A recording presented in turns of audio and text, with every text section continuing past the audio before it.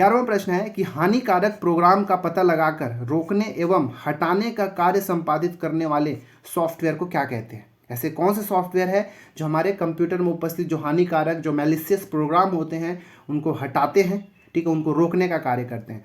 Virus, Trojan horse, antivirus या worm, किसको कहते हैं। तो इसका जो सही आंसर है ऑप्शन नंबर सी। पहले भी देख चुके हैं, एंटीवायरस क्या करता है, हमारे कंप्यूटर को बचाने का काम करता है, जो हानिकारक प्रोग्राम होते हैं उससे रोकने का कार्य करते हैं और उनको बाद में डिलीट भी कर देता है खोज के, ठीक है। तो ये हमारा एंटीवायरस के अंदर हो गया। एंटीवायरस के हमने पीछे एग्जाम्पल भी देख लिया था, ठीक है। चलिए बढ़ते हैं 12वां प्रश्न में। 12वां प्रश्न है, यह एक कंप्यूटर एनिमेशन सॉफ्टवेयर है, ठीक है। मतलब 4 में से कौन सा ऐसा है जो कंप्यूटर एनिमेशन सॉफ्टवेयर है, जो एनिमेशन बनाने में मदद करता है, ठीक है। Animation software Flash, 3ds Max, Maya और उपरोक्त सभी। इसका जो सही आंसर है ऑप्शन नंबर डी, उपरोक्त सभी। ये फ्लैश हो गया, ठीक है। फ्लैश ये एडोब कंपनी का है, ठीक है ना, एडोब याद रखिएगा। एडोब फ्लैश प्लेयर जो होता है, या फिर 3ds मैक्स जो हो गया, या माया हो गया, ये सब के सब जो है एनिमेशन सॉफ्टवेयर के अंतर्गत आते हैं, ठीक है। कुछ और एनिमेशन सॉफ्टवेयर का नाम अगर देखना है तो आप याद रखिएगा, जैसे फ्लिप बुक, ठीक है।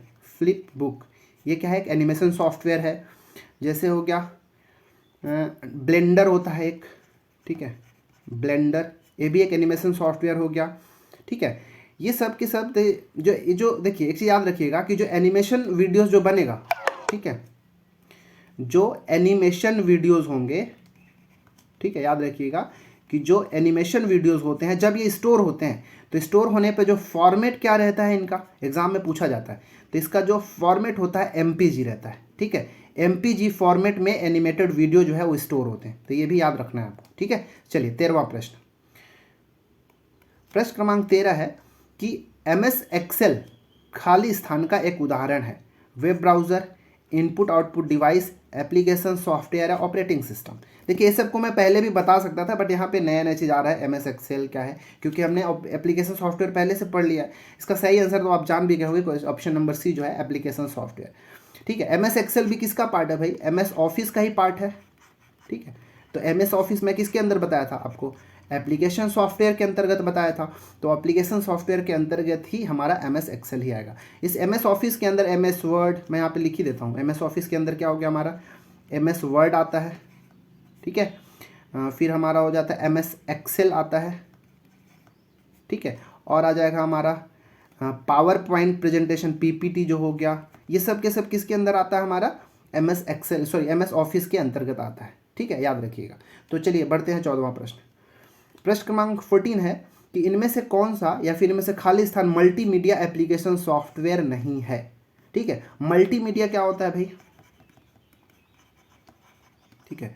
जैसे कि एक होता है मीडियम, पहले यहाँ पे समझ लीजिए, एक होता है मीडिया, ठीक है। मीडिया मतलब माध्यम, जैसे कोई भी एक माध्यम, चाहे ऑडियो के माध्यम से हो गया, वीडियो हो गया, या फिर टेक्स्ट हो गया, ये सब के सब क्या एक तरह का मीडियम है। और मीडियम को ही प्लूरल फॉर्म में कहा जाता है मीडिया, ठीक है। मतलब एक ऐसा सॉफ्टवेयर जो इन सब को बनाने में मदद करता है, ऑडियो, वीडियो, टेक्स्ट, ये सारा चीज़, उसको हम क्या बोलते हैं, एक साथ बहुत सारा मीडियम हो सकता है कम्युनिकेशन का, उसको हम कहते हैं मल्टीमीडिया कह देते हैं, ठीक है। तो इसमें से कौन सा जो है मल्टीमीडिया सॉफ्टवेयर नहीं है, हमको वो बताना है। Power point, flash, page maker या फिर कंप्यूटर गेम्स। इसका सही आंसर क्या है, तो option number C, page maker. क्योंकि पावर पॉइंट जब आप देखेंगे तो इसके अंदर आप टेक्स्ट भी एंटर कर सकते हैं, आप इसके अंदर शॉर्ट वीडियोस भी एंटर कर सकते हैं, ठीक है।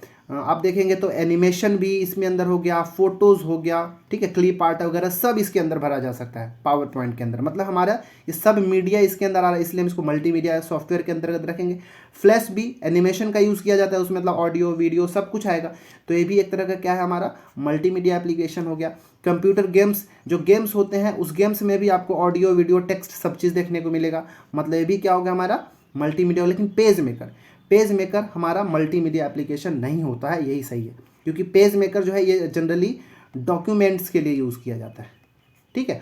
जैसे बैनर वगैरह बनवाना हो, ठीक है, तो पेज मेकर में बनाया जा सकता है। या फिर आपको कोई लेटर वगैरह लिखना हो तो ये पेज मेकर के अंदर होता है। फ्लैक्स वगैरह हो गया, पॉम्फलेट बनाने के लिए, ये सब पेज मेकर का यूज़ किया जाता है। इसलिए जो पेज मेकर है क्या है, मल्टीमीडिया एप्लीकेशन सॉफ्टवेयर नहीं है, हमारा ऑप्शन नंबर सी सही है, ठीक है। प्रश्न क्रमांक 15वां। 15वां प्रश्न है, यह एक open source operating system software नहीं है। ये ऐसा क्वेश्चन मैं पीछे बहुत सारा करा चुका। ओपन सोलारिस, डेवियन, कैंडल या उबंटू, इसमें से कौन सा जो है open source operating system software नहीं है बोला है। ठीक है, इसका आंसर आप समझ में होगा कि ओपन सोलारिस है, डेवियन भी है, उबंटू है, कैंडल नहीं है। ठीक है, कैंडल कोई भी ऑपरेटिंग सिस्टम नहीं है, याद रखिएगा। तो कैंडल है क्या, तो एक ऐसा सॉफ्टवेयर है, ऑपरेटिंग सिस्टम नहीं है पहली बात तो। बाकी ये तीनों जो है ऑपरेटिंग सिस्टम है, but candle is not operating system. यह एक मशीन कंट्रोल सॉफ्टवेयर है, याद रखिएगा। कैंडल क्या है, एक मशीन कंट्रोल सॉफ्टवेयर है। ठीक है, जो बैकग्राउंड में कार्य करता है अपना। ठीक है, तो कैंडल क्या है, ऑपरेटिंग सिस्टम पहली बात तो है ही नहीं, ओपन सोर्स की तो बात ही नहीं, तो आप यहीं से एलिमिनेट कर सकते हैं। ठीक है, बाकी ये सब के सब क्या है, ओपन सोर्स ऑपरेटिंग सिस्टम है। ऑपरेटिंग सिस्टम को किसमें, लो लेवल लैंग्वेज के अंदर लिखा जाता है। ठीक है, याद रखिएगा।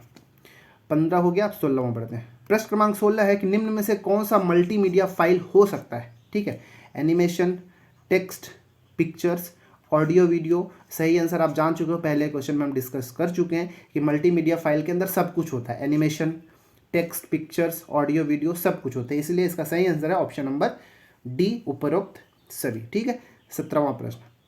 17वां प्रश्न है कि प्रोग्राम में त्रुटि से गलत या अनुपयुक्त परिणाम उत्पन्न होते हैं, उसे खाली स्थान कहते हैं। देखिए, जब भी कोई प्रोग्रामिंग किया जाता है, ठीक है, सॉफ्टवेयर बनाते समय जब भी प्रोग्रामिंग किया जाता है तो बीच में क्या होता है, कई बार से गलत कोड लिखा जाता है।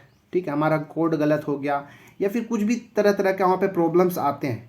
ठीक है, जो कि हम नहीं चाहते हैं। अनुपयुक्त मतलब हमारे लिए सही नहीं होता है, वो जो गलती वहाँ पे आ जाता है, उस गलती को ही क्या कहते हैं, एट्रीब्यूट, बग, बाइट या इनमें से कोई नहीं। इसका सही आंसर है ऑप्शन नंबर बी।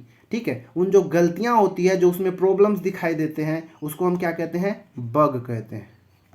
ठीक है, क्या कहते हैं, बग कहते हैं। जैसे जितने भी बड़े बड़े सॉफ्टवेयर्स होते हैं, प्रोग्राम्स होते हैं, चाहे आप गूगल की बात कर लो, ठीक है, क्या बोले, माइक्रोसॉफ्ट ऑफिस के अंदर बात करो, जितने भी बड़े बड़े प्रोग्राम्स हैं, उन सभी प्रोग्राम्स में जो अच्छे प्रोग्रामर होते हैं, जो नॉलेज रखते हैं, उन सब के अंदर कुछ ना कुछ जो एरर्स खोज लेते हैं। तो जो कंप्यूटर सॉफ्टवेयर के अंदर जो एरर होता है ना, उसी को हम बग कहते हैं। ठीक है, और एरर, कंप्यूटर में से एरर निकालने की जो तरीका होता है, उसको हम डीबगिंग कहते हैं। ठीक है, वहाँ से बग को खोजने की प्रक्रिया को हम क्या कहते हैं, डीबगिंग, याद रखिएगा।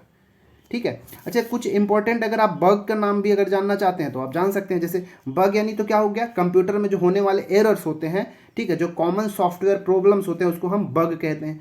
जैसे कई बार से कंप्यूटर का अगर सॉफ्टवेयर कोई प्रोग्राम चला रहे हैं, आप गेम हम चला रहे हैं, तो कई बार से क्रैश हो जाता है।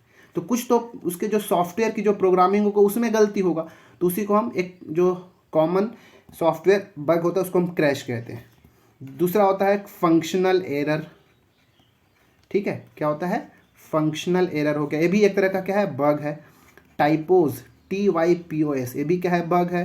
ठीक है, मिसिंग कमांड, ठीक है, मिसिंग कमांड, ठीक है, ये भी क्या है, हमारा एक तरह का बग होता है। कैलकुलेशन एरर, अगर आपसे बोलता है क्वेश्चन, जब कुछ प्रोग्राम रन कर रहे हो बोलता हो कैलकुलेशन एरर। ठीक है, तो ये सब के सब क्या होते हैं, बग होते हैं। आप जितना भी प्रोग्राम यूज़ कर रहे हैं अपने मोबाइल सॉफ्टवेयर में, कुछ भी जहाँ पर भी प्रॉब्लम आ रहा है किसी रीजन से, तो क्या कहते हैं, आप उसको बग का नाम दे सकते हैं। ठीक है, क्योंकि किसी न किसी वजह से वो त्रुटि उसमें देखने को, उसमें एरर देखने को मिल रहा है। ठीक है, तो इसको हम बग कहते हैं और इसको हम डीबगिंग, उसको खोजने की प्रोसेस को हम डीबगिंग कहते हैं। ठीक है, तो ये था प्रश्न क्रमांक 17। बाइट तो आप जानते ही हैं। ठीक है, चलिए प्रश्न क्रमांक 18वां है, इनमें से खाली स्थान सॉफ्टवेयर कोड में त्रुटियां ढूंढने की एक प्रक्रिया है। अभी बता दिया, रनिंग, कंपाइलिंग, डीबगिंग या इनमें से कोई नहीं। इसका सही आंसर है ऑप्शन नंबर सी, डीबगिंग। ठीक है, डीबगिंग कहा जाता है क्या, सॉफ्टवेयर में त्रुटियां खोजने की प्रक्रिया को कहते हैं। ठीक है, चलिए, रनिंग करना मतलब क्या, किसी भी प्रोग्राम को रन करना, एग्जीक्यूट करना। ठीक है, ये क्या होता है, रन करना होता है, प्रोग्राम को चलाना। ठीक है, कंपाइलिंग जो है एक्चुअली क्या है, कंपाइलर से आया है। ठीक है, तो कंपाइलर का क्या कार्य होता है, उसको जानने से पहले हम देखिए, जो हमारा कंप्यूटर होता है, जो प्रोग्राम्स होते हैं सॉफ्टवेयर, उसको जब चलाते हैं, मतलब कंप्यूटर में क्या होता है, एक ट्रांसलेटर होता है, याद रखिएगा, ट्रांसलेटर। ठीक है, ये जो ट्रांसलेटर होते हैं ये 3 तरह के होते हैं, तीनों का नाम याद रखिएगा। ठीक है, 3 तरह के कंप्यूटर ट्रांसलेटर, एक को हम कहते हैं कंपाइलर, ठीक है, कंपाइलर्स, दूसरे को हम कहते हैं इंटरप्रेटर्स, और जो तीसरा होता है वो होता है हमारा असेंबलर। ठीक है, असेंबलर। ये 3 तरह का ट्रांसलेटर होता है। जो कंपाइलर होता है क्या करता है, हमारा जितना भी, देखिए हमारा हाई लेवल लैंग्वेज में जैसे C++, जावा में जो कुछ भी प्रोग्राम लिखाया जाता है, तो जब भी उसको हम कंपाइल करते हैं तो क्या करता है, वो मशीन लैंग्वेज में कन्वर्ट कर देता है। ठीक है, मशीन लेवल लैंग्वेज मतलब लो लेवल लैंग्वेज में उसको कन्वर्ट कर देता है। जैसे हमारा मशीन क्या समझता है, 0-1 की डिजिट को समझता है, तो हाई लेवल लैंग्वेज को मशीनी लैंग्वेज में कन्वर्ट कौन करता है, कंपाइलर करता है। ठीक है, याद रहेगा। और ये कंपाइलर क्या करता है कि जितने भी हमारा हाई लेवल लैंग्वेज का जितना भी कोड आप लिख चुके हैं, वो सारे कोड को एक साथ क्या करता है, कंपाइल करता है और high level language machine level language में कन्वर्ट कर देता है। दूसरा वही इंटरप्रेटर होता है। ये क्या करता है, जैसे इसको ऐसा भी कहा जाता है कि जो हमारा सोर्स कोड है, ठीक है, जो हमारा प्रोग्राम है उसी को हम सोर्स कोड कहते हैं, उसको किस में कन्वर्ट कर रहा है भाई, उसको हमारा मशीन कोड में बदल दे रहा है, मशीन लैंग्वेज के अंदर बदल दे रहा है। ठीक है, लेकिन इंटरप्रेटर के अंदर अब हम गए तो ये क्या किया कि ये भी हमारा जो सोर्स कोड है, ठीक है, जो हमारा प्रोग्राम है सोर्स कोड है, क्योंकि हम जब बारी बारी से कोड लिखते हैं तो इस सोर्स कोड को क्या करता है, ऑब्जेक्ट कोड में बदलता है। ठीक है, मतलब कह सकते हैं कि मशीन लेवल लैंग्वेज में बदलता है, लेकिन ये पूरे कोड को एक साथ नहीं बदलता है, 1 इंस्ट्रक्शन एट ए टाइम। ठीक है, जो हमारा सोर्स कोड का जो एक इंस्ट्रक्शन है उसको एक बार में एक कोड को ही क्या करता है, वो कन्वर्ट करता है सोर्स कोड को ऑब्जेक्ट कोड के अंदर। क्लियर रहेगा। वहीं जो हमारा असेंबलर होता है, मैं असेंबलर को यहाँ पे लिखता हूँ, जो हमारा असेंबलर होता है वो क्या करता है, ये हमारा जो हमारा असेंबली लैंग्वेज होता है, ठीक है, असेंबली लैंग्वेज का एक तरह का लो लेवल लैंग्वेज है, याद रखिएगा, लो लेवल लैंग्वेज। इस असेंबली लैंग्वेज को मशीन लैंग्वेज में कन्वर्ट करता है, याद रहेगा। तो याद रखिएगा ये सब। तो ये था प्रश्न क्रमांक 18। उम्मीद है आपको ये बहुत अच्छे से समझ में आया होगा। ठीक है, चलिए 19वां प्रश्न है कि ज्ञात सॉफ्टवेयर बग के लिए रिपेयर जो सामान्यतः इंटरनेट पे बना बिना चार्ज उपलब्ध होता है उसे हम क्या कहते हैं। जैसे पहले हमने क्या देखा कि जो हमारा कंप्यूटर सॉफ्टवेयर होता है, जब सॉफ्टवेयर हम चलाते हैं तो उसमें बहुत सारे एरर्स हो जाते हैं, उस एरर को हम क्या कहते हैं, बग कहते हैं। और इसमें एरर खोजने की प्रक्रिया को हम डीबगिंग कहते हैं, हमने ये भी देखा। क्लियर है इतना। लेकिन कई बार से जो बग होते हैं वो हमको आसानी से पता ही नहीं चलता, और हमारा जब सॉफ्टवेयर है या फिर जो प्रोग्राम को हम रन करते हैं तो स्मूथली रन नहीं होता। ठीक है, क्या बोल रहा हूँ कि जो हमारा प्रोग्राम होता है इस बग की वजह से स्मूथली रन नहीं होता। ठीक है, तो इसको खोजना पड़ता है, बट हमको बग जो आसानी से मिलता ही नहीं है। तब हम क्या करते हैं, इंटरनेट पर जाके कुछ ऐसे प्रोग्राम्स, ऐसे सॉफ्टवेयर की खोजते हैं जो इन बग को आसानी से रिपेयर कर सके। तो वैसे ही सॉफ्टवेयर को हम क्या कहते हैं, वर्जन, ठीक है, फैक, पैच, या फिर इनमें से कोई नहीं। आप ऑप्शन से पकड़ ही लिए होंगे, इसका सही आंसर क्या है, पैच। ठीक है, ये क्या होता है, बग सॉफ्टवेयर होते हैं, मतलब बग को खोजने वाले सॉफ्टवेयर होते हैं। ठीक है, जिसको हम क्या कहते हैं, बग फिक्सिंग पैचेस। ठीक है, इसको ऐसे भी पूरा लिखा जाता है, बग फिक्सिंग पैचेस, मतलब ऐसे पैचेस जो सॉफ्टवेयर या कंप्यूटर प्रोग्राम के अंदर जो स्थित जो बग होते हैं उनको फिक्स करने का काम करता है, उन्हें बग फिक्सिंग पैचेस कहते हैं। ठीक है, जब इसको यूज़ किया जाता है तो हमारा जो प्रोग्राम होता है, जो सॉफ्टवेयर होता है, स्मूथली रन करता है। ठीक है, क्लियर है इतना। वो क्या होता है, स्मूथली रन करता है हमारा प्रोग्राम, क्रैश होने से उसको बचाता है, जो कुछ भी उसमें स्मूथ जो नहीं चल पाता उसको ठीक करने का काम करता है। ये कौन करता है, हमारा पैच करता है, जिसको हम बग फिक्सिंग पैच कहते हैं। ये इंटरनेट पर फ्री में अवेलेबल रहता है बग को ठीक करने के लिए। फैक्ट का फुल फॉर्म जाते हैं, frequently asked question, frequently asked questions. ठीक है, चलिए ये था 19वां। अब 20वां प्रश्न की ओर बढ़ते हैं।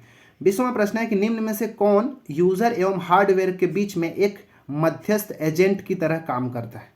ठीक है, पहले भी बता चुका हूं, यूजर मतलब हम अगर कंप्यूटर यूज कर रहे हैं, और एक आ गया हार्डवेयर।